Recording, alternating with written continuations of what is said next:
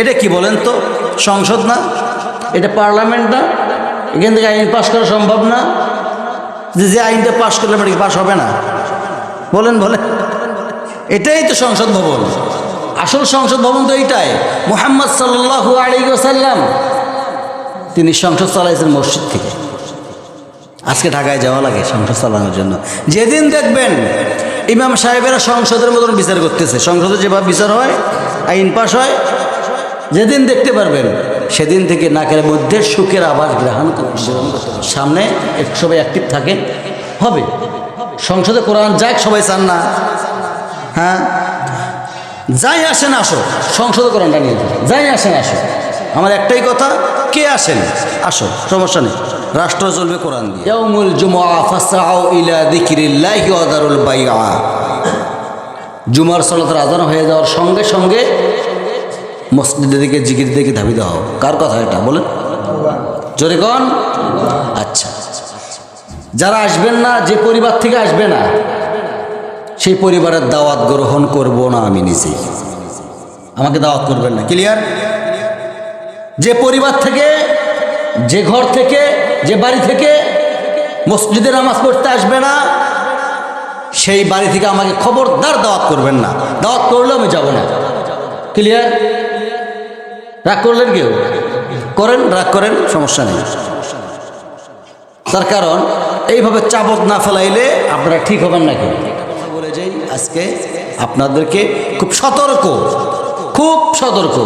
আমার এই কথাটার মধ্যে যদি কেউ সতর্ক না হন, পরবর্তীতে আমি না থাকা অবস্থায়, আমি হয়তো থাকবো না কোনো এক সময়, সারা জীবনই থাকার জন্য আসছি, বলেন বলেন, আল্লাহ কি রাখবে আমাকে এখানে?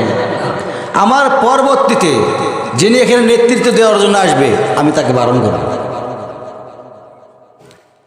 আল্লাহর কসম তাকে আমি বারণ করব। কি বলতেছি শোনেন।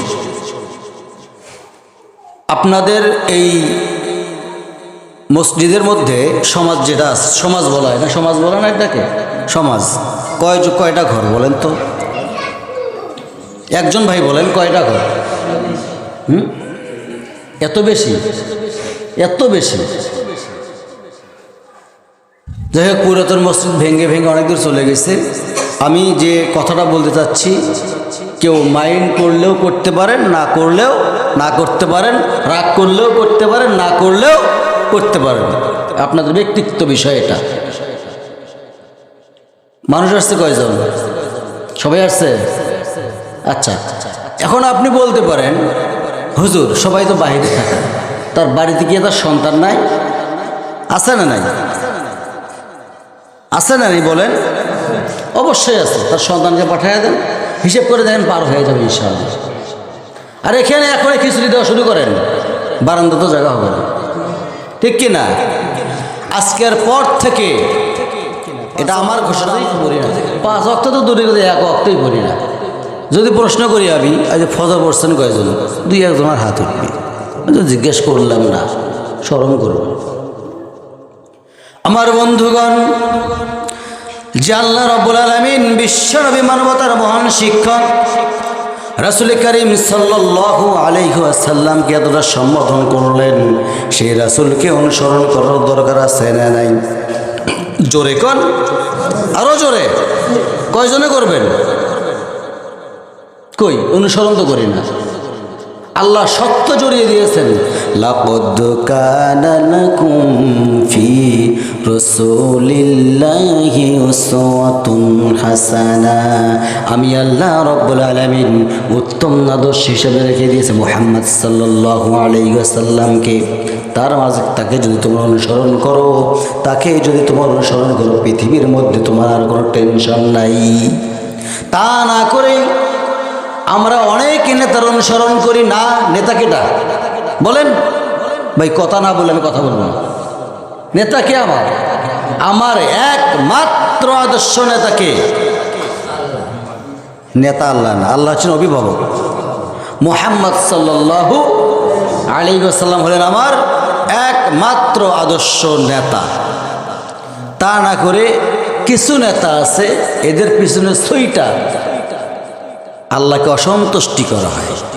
আল্লাহ যে অসন্তুষ্ট হয়ে যায়, কিছু দিবে আল্লাহ? সবাই তো জান্নাতের আশাই করে, ঠিক কিনা? জান্নাত কি ভাই চাইলাম আর পাইলাম? বলেন, জান্নাত পেতে হলে 1 নাম্বার সত্য যেটা, আমি যেটা বলেই থাকি, আপনার টার্গেট থাকতে হবে আমি আল্লাহ তাআলাকে কেমনে খুশি করব, ঠিক কিনা? এই ভুল কইলাম আমি? আল্লাহ যদি অসন্তুষ্টি হয় তাহলে আপনি জান্নাত পায় লাভটা কি আপনার? কেউ অনেকে জান্নাতেরই আশা করে, জান্নাত সওয়াব সওয়াব সওয়াব। আরে ভাই এত সওয়াব দেবে, সুবহানাল্লাহ আলহামদুলিল্লাহ লা ইলাহা ইল্লাল্লাহ আল্লাহু আকবার, তারপরে কুল হুসুরে পড়বেন, ইখলাস পড়বেন ৭০ বার, তারপরে কি বলে ইস্তেগফার পড়বেন এতগুলো সওয়াব পাবেন, হাঁটবেন ইস্তেগফার পড়বেন এতগুলো সওয়াব পাবেন, তাহলে নামাজ বাদ ওগুলো পড়েন। আল্লাহ প্রথম কিসের হিসেব নেবে বলেন তো? নামাজ হিসেব নেবে না? তো এগুলো করার দরকার কি হবে আপনার? আপনি নামাজ ঠিক করেন আগে, ঠিক কিনা? যে আল্লাহ নামাজ পড়লে খুশি হয়, সেই আল্লাহর নামাজ বাদ দিয়া, নামাজ কার জন্য বরাদ্দ? আমার জন্য, আল্লাহর জন্য বরাদ্দ। সেই নামাজ বাদ দিয়ে আমরা কত কি কইরা পারি। নামাজ নাই, কালাম নাই, কিচ্ছু নাই, কোরআন স্টাডি নেই। কোরআন বান্দার জন্য আল্লাহ সহজ করে দিয়েছে, এই কোরআনটাও পড়তে জানি না, নামাজ পড়বো কেমনে? যদি কাউকে এখানে বলা যায় সূরা ফাতিহাটা দিয়ে নামাজ পড়ান, সে সূরা ফাতিহাটা স্পষ্ট করে পড়তে পারবে না, পিছনে যে কয়টা লোকমাকে বললেই হয়ে যাবে। তবে আমি আহ্বান জানাবো, যারা বুড়ো হয়েছে তারা তো বুড়োই হয়ে গেছে, ঠিক কিনা? যুবক আছে যারা, আমি হঠাৎ করে এক কাজ যে বলবো আমি, সামনে আসো। এই জন্য স্টাডি করে, স্টাডি না করলে বিপদ 100%। এখন বলতে পারেন হুজুর কাজকর্মের দিন, আল্লাহ তো নিজে বলছে ইয়াউমুল জুমআ ফাসআউ ইলা যিকরিল্লাহ, জুমার দিন কোনো কাজ নেই। তোর আছে কাজ? কোনো কাজ নাই। নামাজের শেষে ফাইদা কুদিয়া দি সালাত ফান্তাশির, বেরিয়ে পড়, নামাজ শেষ হয়ে গেছে, বেরিয়ে পড়, অবতাগু মিন ফাদলিল্লাহ, আমার জমিনে রিজিক তালাশ কর। কথা কি বললার না আল্লাহ? তাহলে আপনি নামাজ পড়া বাদ দিয়ে আপনি কী করেন? রিজিকের ফয়সালা আল্লাহ নিজে করছেন নামাজের পরে, নাকি বলেন? আমি বানায়া কথা বলতেছি না কোরআন হাদিস থেকে কথা বলতেছি? ভাই হাদিসের মধ্যে তো গেলামই না, কোরআন থেকেই তো বলতেছি আমি। যে ব্যক্তি কোরআনকে মাইনাস করে চলবে সে তো কাফের হয়ে যাবে, মুশরিক হয়ে যাবে। কোরআনকে বিশ্বাস করতে হবে। আপনারা স্টাডি করেন, পড়েন, কতই বলবো। তা আমার কথাটা কি মাথায় সবাই থাকবে? থাকবে তো?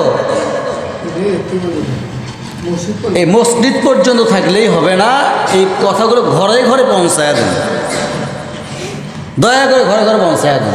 তার কারণ ভাই, আমি মরলে একদিন আমাকে লাশটা আমার সামনে রাইখা আপনারা জানাজা করবেন, ঠিক কিনা?